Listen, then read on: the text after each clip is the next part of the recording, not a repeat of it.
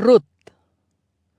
Rut pasal 1. Pada zaman para hakim memerintah, terjadi bencana kelaparan di tanah Israel.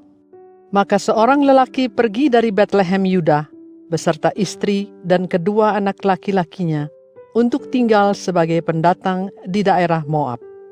Nama lelaki itu ialah Elimelech, nama istrinya Naomi, dan nama kedua anaknya Mahlon dan Kilion. Semuanya orang Efrata dari Betlehem Yuda. Mereka tiba di daerah Moab, lalu tinggal di sana. Beberapa waktu kemudian Elimelech suami Naomi meninggal. Jadi perempuan itu ditinggalkan bersama kedua anak lelakinya. Lalu kedua anaknya itu memperistri perempuan Moab, yang satu bernama Orpa dan yang lain bernama Rut. Setelah mereka tinggal di sana selama kira-kira 10 tahun, meninggallah juga keduanya, yaitu Mahlon dan Kilion. Jadi perempuan itu ditinggalkan sendiri oleh suami dan kedua anaknya. Maka bersiaplah ia untuk pulang dari daerah Moab bersama kedua menantunya. Karena di daerah Moab ia mendengar bahwa Allah telah melawat umatnya dengan memberikan makanan kepada mereka. Ia berangkat dari tempat tinggalnya dengan disertai kedua menantunya. Lalu mereka menempuh perjalanan pulang ke tanah Yuda. Kemudian Naomi berkata kepada kedua menantunya itu, "Pergilah, pulanglah ke rumah ibumu masing-masing. Kiranya Allah memperlakukan kamu dengan baik, sebagaimana kamu telah berlaku baik terhadap orang-orang yang sudah meninggal itu dan juga terhadap aku. Kiranya Allah mengaruniakan kepadamu tempat bernaung di rumah suamimu masing-masing." Lalu ia mencium mereka. Akan tetapi mereka menangis dengan suara nyaring. Kata mereka kepadanya, "Tidak, kami mau pulang bersama ibu kepada bangsa ibu." Tetapi kata Naomi, "Pulanglah anak-anakku, mengapa kamu mau ikut bersamaku? Masih adakah lagi anak laki-laki dalam rahimku untuk menjadi suamimu? Pulanglah anak-anakku, pergilah, karena aku sudah terlalu tua untuk bersuami lagi. Sekiranya aku berkata, ada harapan bagiku, dan pada malam ini juga aku bersuami, bahkan melahirkan anak laki-laki, masakan kamu harus menanti sampai mereka besar? Masakan karena itu kamu harus menahan diri untuk tidak bersuami? Jangan begitu anak-anakku. Kepahitan yang kualami ini terlalu berat untuk kamu alami pula.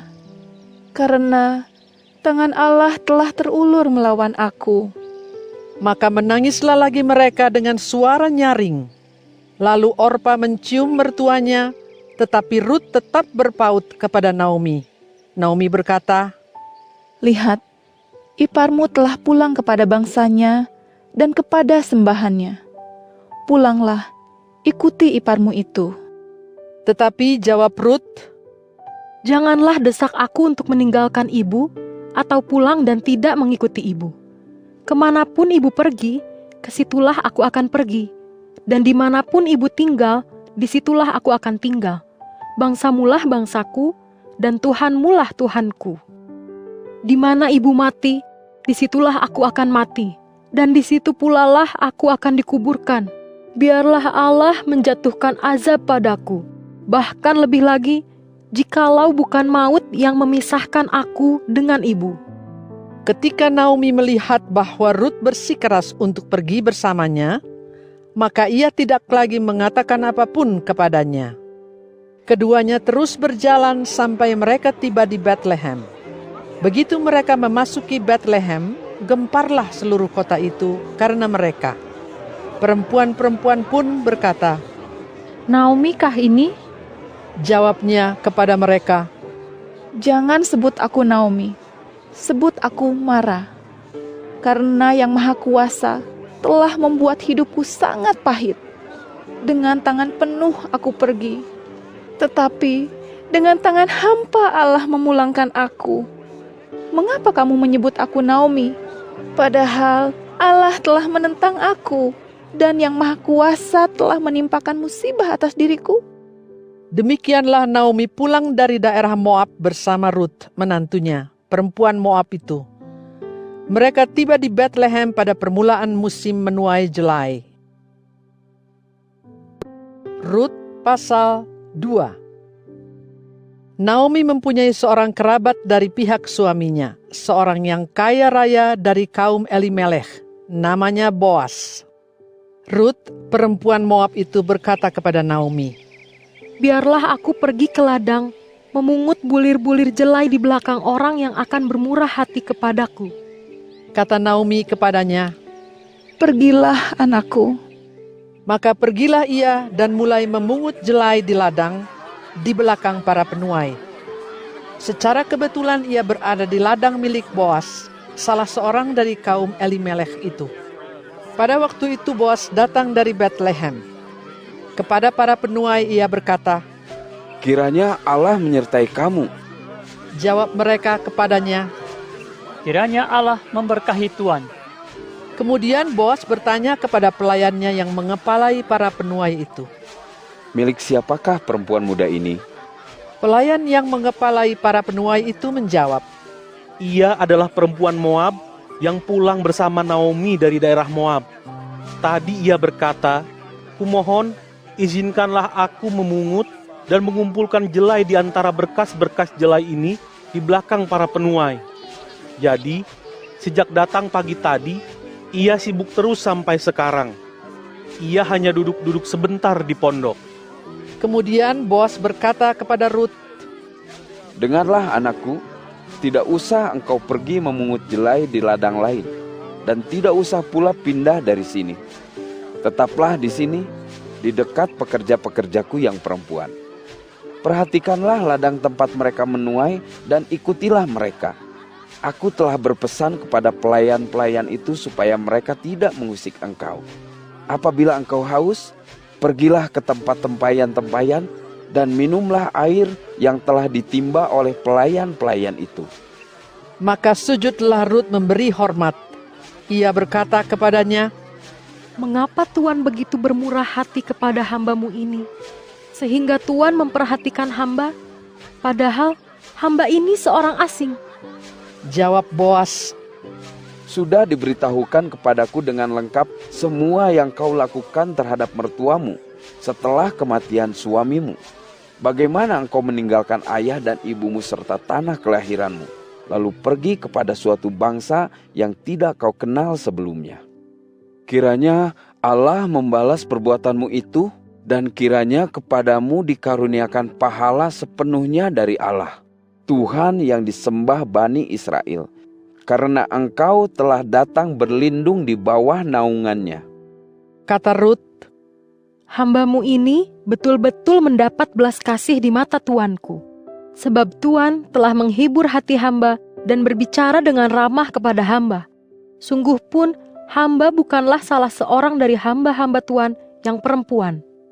Ketika tiba waktu makan, Boas berkata kepadanya, Kemarilah, makanlah roti ini dan celupkan potongan rotimu ke dalam cuka ini.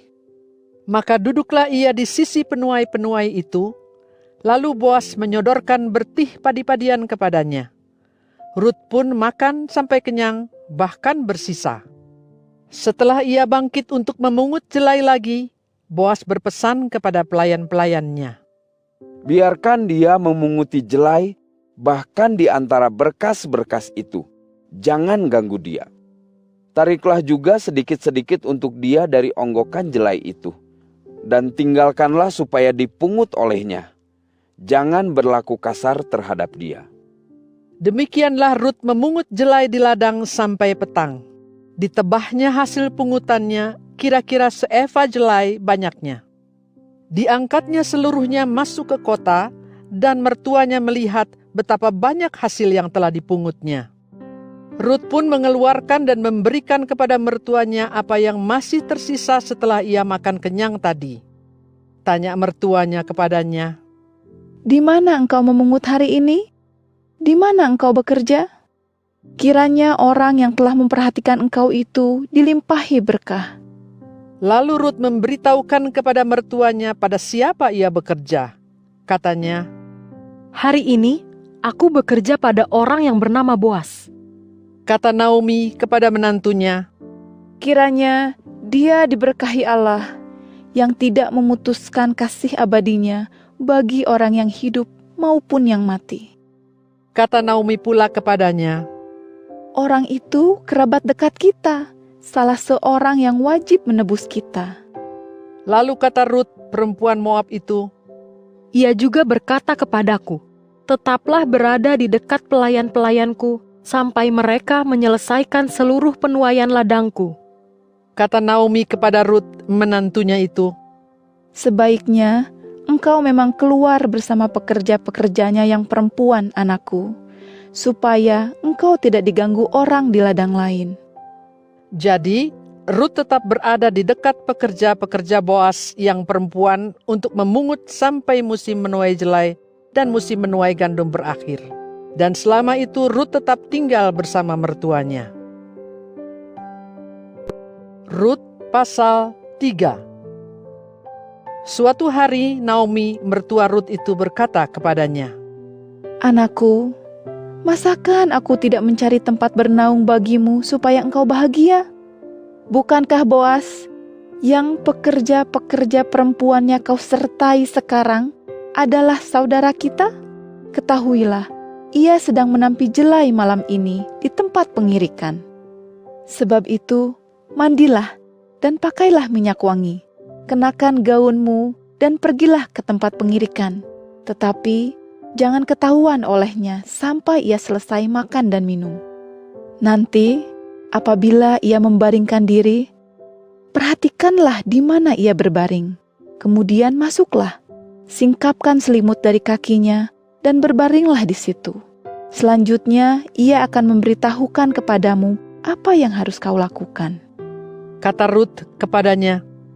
Semua yang ibu katakan akan kulakukan. Kemudian pergilah ia ke tempat pengirikan. Dilakukannya semua yang dipesankan mertuanya kepadanya. Setelah Boas selesai makan dan minum dan hatinya senang, ia pergi membaringkan diri di ujung timbunan jelai itu. Lalu masuklah perempuan itu dengan diam-diam. Disingkapkannya selimut dari kaki Boas dan berbaring di situ. Tengah malam terkejutlah orang itu. Ketika ia membalikkan badan, tampaklah seorang perempuan berbaring di dekat kakinya. Ia bertanya, Siapakah engkau? jawabnya, Aku ini Rut, hambamu. Bentangkanlah kiranya naungan Tuan atas hambamu ini, karena Tuan adalah seorang kerabat kami. jawabnya, Allah kiranya memberkahi engkau anakku. Kau tunjukkan lagi keluhuran budimu lebih daripada yang sudah-sudah. Karena nyata bahwa engkau tidak mengejar-ngejar orang muda, baik yang miskin maupun yang kaya. Sekarang anakku, jangan takut. Akan kulakukan semua yang kau minta. Karena seluruh penduduk kota ini tahu bahwa engkau adalah seorang perempuan yang berbudi luhur. Memang benar, aku ini termasuk salah seorang kerabat dekatmu. Akan tetapi, masih ada seorang kerabat yang lebih dekat daripada aku. Tinggallah di sini malam ini. Besok pagi, jika ia mau menebus engkau, itu baik. Biarlah ia menebus. Tetapi jika ia tidak mau menebus engkau, maka demi Allah Tuhan yang hidup, akulah yang akan menebus engkau. Berbaring sajalah sampai pagi hari. Maka berbaringlah perempuan itu di dekat kakinya sampai pagi hari. Lalu bangun sebelum orang dapat saling mengenali, karena kata Boas, Jangan sampai orang tahu bahwa seorang perempuan datang ke tempat pengirikan. katanya pula, Bawalah kemari selendang yang kau pakai itu dan tadahkanlah. ia pun menadahkannya, lalu Boas menakarkan 6 takar jelai ke dalamnya dan memikulkannya padanya. Kemudian Boas pergi ke kota. Setelah perempuan itu sampai pada mertuanya, bertanyalah mertuanya. Bagaimana anakku? Lalu ia memberitahukan semua yang dilakukan orang itu terhadapnya. Katanya pula, Jelai yang 6 takar ini diberikannya kepadaku, karena katanya, Jangan pulang kepada mertuamu dengan tangan hampa. Lalu kata mertuanya, Duduk sajalah anakku, sampai engkau tahu bagaimana akhir dari perkara ini. Karena orang itu tidak akan berhenti sebelum ia menyelesaikan perkara itu pada hari ini juga. Rut pasal 4. Sementara itu Boas pergi ke pintu gerbang kota lalu duduk di sana. Tiba-tiba lewatlah kerabat yang disebut oleh Boas itu. Maka kata Boas kepadanya, Singgahlah dulu saudaraku, duduklah di sini. orang itu pun singgah lalu duduk. Kemudian Boas memanggil 10 orang dari antara para tua-tua kota itu dan berkata, Duduklah di sini. maka duduklah mereka. Lalu ia berkata kepada kerabat itu, Naomi yang telah pulang dari daerah Moab hendak menjual sebidang tanah milik saudara kita, Elimelek. Jadi aku berpikir, sebaiknya hal itu kuberitahukan kepadamu. Saranku, belilah tanah itu di depan orang-orang yang duduk di sini dan di depan para tua-tua bangsa kita. Jika engkau mau menebusnya, tebuslah. Tetapi jika engkau tidak mau menebusnya, beritahukanlah kepadaku supaya aku tahu. Karena tidak ada yang boleh menebusnya kecuali engkau. Dan setelah engkau, aku. jawabnya. Aku mau menebusnya. Tetapi kata Boas, Pada hari engkau membeli tanah itu dari tangan Naomi, engkau juga memperoleh Rut, perempuan Moab, janda dari almarhum anaknya, untuk menegakkan nama almarhum di atas milik pusakanya. kata kerabat itu, Aku tidak dapat menebusnya, sebab nanti aku merusak milik pusakaku sendiri. Biarlah engkau menebus apa yang wajib kutebus itu, karena aku tidak dapat menebusnya. adat zaman dahulu di Israel mengenai perkara tebus-menebus dan tukar-menukar adalah demikian. Untuk meneguhkan sesuatu perkara, maka yang seorang akan melepaskan kasutnya dan memberikannya kepada yang lain. Begitulah cara orang mengesahkan suatu perkara di Israel. Kemudian kerabat itu berkata kepada Boas, Engkau saja yang membelinya. lalu ia melepaskan kasutnya. Kata Boas kepada para tua-tua dan kepada semua orang di situ, Pada hari ini, kamu menjadi saksi bahwa aku membeli semua milik Elimelek, serta semua milik Kilion dan Mahlon dari tangan Naomi. Juga Rut, perempuan Moab itu, janda Mahlon, kuperoleh menjadi istriku untuk menegakkan nama almarhum di atas milik pusakanya, supaya nama almarhum tidak lenyap dari antara saudara-saudaranya. Dan dari pintu gerbang kotanya, kamu menjadi saksi pada hari ini. maka semua orang yang hadir di pintu gerbang kota serta para tua-tua itu berkata, Kami menjadi saksi. Kiranya Allah menjadikan perempuan yang akan masuk ke rumahmu itu seperti Rahel dan Lea, sebab dari keduanya lah kaum keturunan Israel dibangun. Kiranya engkau menjadi makmur di Efrata, dan kiranya namamu masyhur di Betlehem. Kiranya melalui keturunan yang akan dikaruniakan Allah kepadamu dari perempuan muda ini, keluargamu akan menjadi seperti keluarga Peres yang dilahirkan Tamar bagi Yuda. Boas mengambil Rut dan perempuan itu pun menjadi istrinya. Ia bercampur dengan perempuan itu, dan atas karunia Allah mengandunglah dia lalu melahirkan seorang anak laki-laki. Kata perempuan-perempuan kepada Naomi, Segala puji bagi Allah yang tidak membiarkan engkau tanpa seorang kerabat pada hari ini. Kiranya nama anak ini masyhur di Israel. Dialah yang akan memulihkan jiwamu, serta mengurus engkau pada masa tuamu. Karena ia telah dilahirkan oleh menantumu yang mengasihi engkau, yang lebih berharga bagimu daripada 7 anak laki-laki. Lalu Naomi mengambil anak itu dan meletakkannya di pangkuannya. Ia menjadi pengasuhnya. Perempuan-perempuan yang tinggal di sekelilingnya memberi nama kepada anak itu sambil berkata, Seorang anak laki-laki telah dilahirkan bagi Naomi. mereka menamai dia Obed. Dialah ayah Isai, ayah Daud. Inilah keturunan Peres. Peres mempunyai anak yaitu Hezron. Kemudian berikutnya turun-temurun Ram, Aminadab, Nahason, Salmon, Boas, Obed, Isai, Daud.